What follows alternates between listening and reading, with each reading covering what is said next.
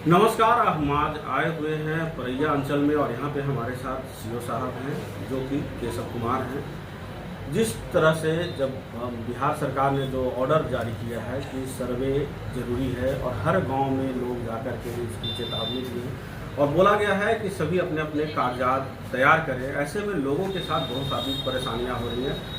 उन परेशानियों को कितने सही ढंग से ये लेते हैं और बताते हैं कि जो भी कार्य है अभी पोर्टल पे डाला जा रहा है या फिर जो कागजात आप जमा कर रहे हैं वो कैसे जमा करें, इस बारे में हम इनसे जानकारी लेते हैं। सर, सर्वे सबसे पहले तो लोगों के जहन में जो आया है सर्वे, ये सर्वे क्या है?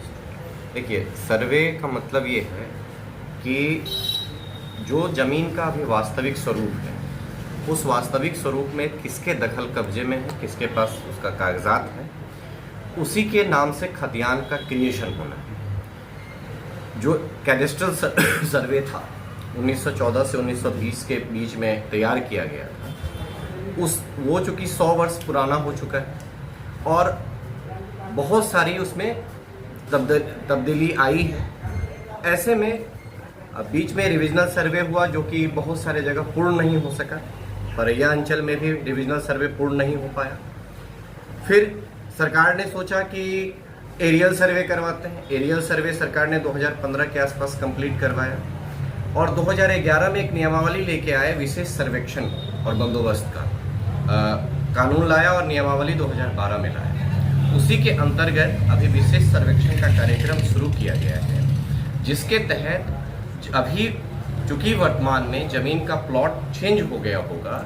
जो पहले 10 एकड़ का कोई प्लॉट रहा होगा, आज वो 1 एकड़ 10 डिसमिल 20 डिसमिल उसमें कन्वर्ट हो गया होगा। जो पहले खतियानी रैयत कोई और रहे होंगे, उनसे ट्रांसफर होकर या तो वो बिक गया होगा या उनके वंशज में बहुत सारे भागों में वो बट गया होगा। तो ऐसे में नए खतियानी रैयत की पहचान करते हुए विशेष सर्वेक्षण का कार्य किया जा रहा है। सर, इसमें आम जो लोग हैं उनको एक समस्या हो रही है, जैसे जिनके पूर्वज जो थे वो उस समय लिखित में न देकर के मौखिक में एक दूसरे से एक्सचेंज किया, उनके लिए सर क्या? देखिए, उसमें भी प्रावधान ये है कि पंचनामा के आधार पे भी सर्वेक्षण के लोग उसको कंसीडर कर सकते हैं, अगर विवाद नहीं है तो। अगर विवाद होगा तो वो मैटर ऑफ कोर्ट हो जाएगा। अगर विवाद होगा तब तो उसको विवाद रहित होगा, तब उसको वो कंसीडर कर सकते हैं। वहाँ पे भी ऐसा नहीं है कि केवल सर्वे अमीन और कानूनगों ने जो कर दिया वो फाइनल हो जाता है। बंदोबस्त पदाधिकारी के न्यायालय में भी मामला जाता है, फिर LRDC के यहाँ भी जाता है, ADM सर के यहाँ भी जाएगा। तो ऐसा नहीं है कि एक ही बार में जो इन लोगों ने कर दिया वो फाइनलाइज हो जाएगा। उसमें आपत्ति के लिए उनको बार बार चरणबद्ध तरीके से आपत्ति करने का भी मौका मिलेगा, क्लेम करने का मौका मिलेगा और वो उसको संबंधित, जैसे बंदोबस्त पदाधिकारी जब अपना कोर्ट लगाएंगे वहाँ पे अपना पक्ष रख सकते हैं। वहाँ से नहीं होगा तो LRDC के यहाँ भी या ADM सर के यहाँ भी, जहाँ मतलब वो सारा कुछ सर्वे वाले लोग बताएंगे कि आप कहाँ पे इसके विरुद्ध आप अपील दायर कर सकते हैं, तो उसको कंसिडर किया जा सकता है।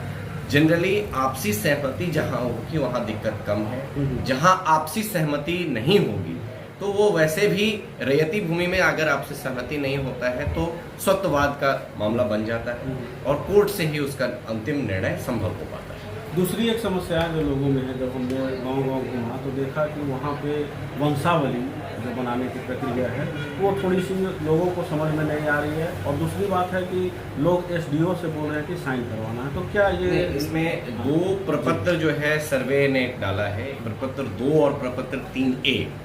प्रपत्र 2 जो है उसमें जो भी जमीन है, उस जमीन का आप सपोज कि कोई रैयत है X, उस X का 10 खाता है, 10 खेसरा है और उसका एराजी है, वो सारा फिल करके देगा।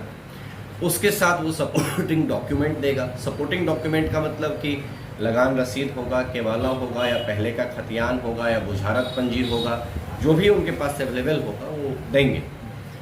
इसके बाद एक फॉर्म है फॉर्म 3A। फॉर्म 3A वैसे लोगों के लिए जरूरी नहीं है जिन्होंने केवाला से जमीन खरीदा और उनके नाम से लगान रसीद करवाया, उनको वंशावली की जरूरत नहीं। फॉर्म 3A, सपोज कोई जमाबंदी रैयत है, उनकी मृत्यु हो गई और आज उससे 10 उनके हिस्सेदार हैं, तो उनको फॉर्म 3A फिल करके देना होगा। फॉर्म 3A का मतलब है कि वंशावली बनाने का जो फॉर्मेट है उसमें है कि पंच, आंगनबाड़ी सेविका, चौकीदार, और मुखिया जी उसको शिनाख्त करेंगे। 4-5 लोग जब शिनाख्त कर देंगे तो पंचायत सचिव जो अथॉरिटी होते हैं उस पर अनुशंसा करके भेजेंगे सरपंच साहब के पास, और सरपंच साहब फाइनली उसको साइन कर देंगे तो उनका वंशावली क्रिएट हो जाएगा। यही फॉर्म 2 और फॉर्म 3A फिल करके दे देंगे बंदोबस्त के यहाँ, और वो लोग शिविर में जो लोग कैंप लगा रहे हैं वो उसको फिर चेक करेंगे, वैलिडेट करेंगे। कोई क्लेम नहीं आएगा तो फिर उस हिसाब से उस पर कागजी कार्रवाई हो आगे।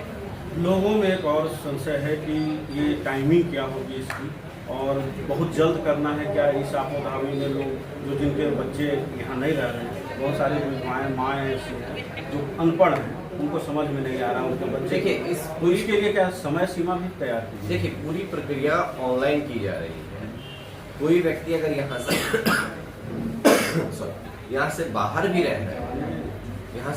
रह रहे हैं तो उनके लिए भी ऑनलाइन प्रक्रिया है।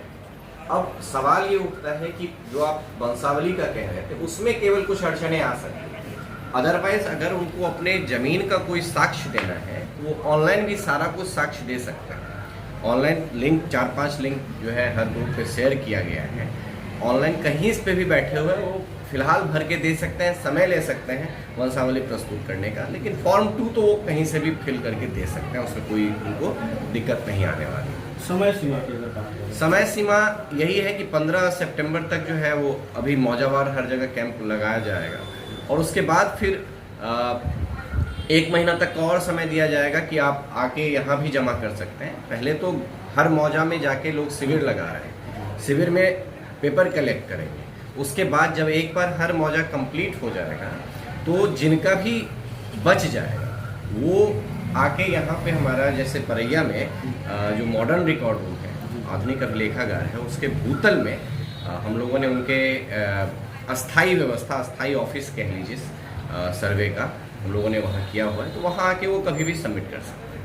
और जो लोग थोड़ा आक्रोशित हो रहे हैं कि चौकीदार ने साइन कर रहा है, SDO के पास भेजा, पंचायत ने करा, उनके लिए क्या? देखिए घबराने की ज़रूरत नहीं है, कोई एक दिन में ये चीज़ कंप्लीट नहीं हो जाएगा।